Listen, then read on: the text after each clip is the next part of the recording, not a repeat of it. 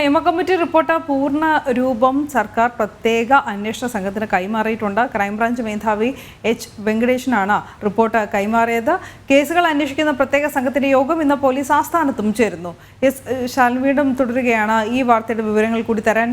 ശാലിനി, ഏറെ വിവാദങ്ങൾക്ക് വഴിവെച്ച Hema committee report, അതിന്മേലുള്ള പ്രത്യേക അന്വേഷണ സംഘത്തിന്റെ യോഗം ഇന്ന് ആരംഭിക്കും. എന്തായാലും അന്വേഷണം തുടരുകയാണ് അല്ലേ, തുടങ്ങാനിരിക്കുകയാണ്.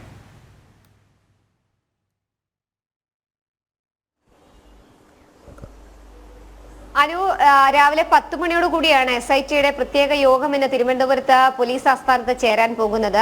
മുതിർന്ന പോലീസ് ഉദ്യോഗസ്ഥരടക്കമുള്ളവരും അന്വേഷണ സംഘ തലവന്മാരടക്കമുള്ളവർ ഈ യോഗത്തിൽ പങ്കെടുക്കുന്നുണ്ട്. യോഗത്തിന് മുന്നോടിയായിട്ടാണ് ക്രൈംബ്രാഞ്ച് മേധാവിക്ക് എച്ച് വെങ്കടേശന് ഔദ്യോഗികമായി സർക്കാർ ഈ മുഴുവൻ റിപ്പോർട്ടും നൽകിയിട്ടുള്ളത്. ഹേമ കമ്മിറ്റിയുടെ പുറത്തു വന്ന റിപ്പോർട്ട് പല ഭാഗങ്ങളിലും സർക്കാർ പിടിച്ചുവെച്ചതിന് ശേഷമാണ് പുറത്തുവിട്ടിട്ടുള്ളത്. പക്ഷേ ആ റിപ്പോർട്ടിന്റെ പൂർണ്ണരൂപം ഹൈക്കോടതിയുടെ അടക്കം നിർദ്ദേശത്തിന്റെ പശ്ചാത്തലത്തിൽ പൂർണ്ണരൂപം ഇപ്പോൾ അന്വേഷണ കമ്മീഷൻ അല്ലെങ്കിൽ അന്വേഷണ സംഘത്തിന് മുൻപാകെ എത്തിയിരിക്കുകയാണ്. ഈ റിപ്പോർട്ട് പരിശോധിച്ച ശേഷമായിരിക്കും മറ്റു നടപടികളിലേക്ക് ഈ അന്വേഷണ സംഘം കടക്കുക എന്നുള്ളതാണ് നമ്മൾ മനസ്സിലാക്കുന്നത്. 1 മാസത്തിനകം സർക്കാരിന് ആക്ഷൻ ടേക്കൺ റിപ്പോർട്ട് നൽകേണ്ടതായിട്ടുണ്ട്. ആ റിപ്പോർട്ട് നൽകുന്നതിന് മുൻപ് തന്നെ ഈ ഹേമ കമ്മിറ്റി റിപ്പോർട്ടിൽ മൊഴിയെടുത്തിട്ടുള്ളവരടക്കമുള്ളവരുടെ വിവരങ്ങൾ, ഒപ്പം തന്നെ അവരുമായിട്ടൊക്കെ തന്നെ അന്വേഷണ സംഘം സംസാരിക്കും. അവരുടെ മൊഴി വേണ്ടി വന്നാൽ എടുക്കും. ഒപ്പം തന്നെ ഇതിൽ ഏതെങ്കിലും തരത്തിലെ 50 പേരിൽ ആരെങ്കിലും പരാതി നൽകാൻ തയ്യാറാണെങ്കിൽ അവരുടെ പരാതികൾ കൂടി എഴുതി വാങ്ങിയ ശേഷം മറ്റു നടപടികളിലേക്ക് സംഘം കടക്കുമെന്നുള്ളതാണ് നമ്മൾ മനസ്സിലാക്കുന്നത്. എന്തായാലും ഏറെ വിവാദങ്ങൾക്കും വിമർശനങ്ങൾക്കും ഒടുവിൽ പ്രത്യേക അന്വേഷണ സംഘത്തിന്റെ അന്വേഷണം പുരോഗമിച്ചുകൊണ്ടിരിക്കുകയാണ്. അന്വേഷണത്തിന്റെ ഭാഗമായിട്ടാണ് ഇപ്പോൾ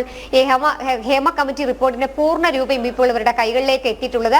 അതിൽ പരാമർശിക്കപ്പെട്ട പേരുകൾ, ഒപ്പം തന്നെ ആരോപണ വിധേയരായി നിൽക്കുന്നവരും കുറ്റാരോപിതരായി നിൽക്കുന്ന പേരുകൾ അടക്കമുള്ള കാര്യങ്ങൾ കൃത്യമായി പരിശോധിച്ച ശേഷമായിരിക്കും ഒരു ആക്ഷൻ ടേക്കൺ റിപ്പോർട്ട് സർക്കാരിന് മുൻപിലേക്ക് എത്തുക. അതിന്മേലായിരിക്കും അടുത്ത നടപടികളിലേക്ക് സർക്കാർ കടക്കുക എന്നുള്ളതിൽ സംശയമില്ല. എന്തായാലും നടപടികൾ തുടരുകയാണ്. 10 മണിയോടുകൂടി ഔദ്യോഗികമായി SITയുടെ യോഗവും ഈ റിപ്പോർട്ടിന്റെ അടിസ്ഥാനത്തിൽ ചേരുകയും ചെയ്യും.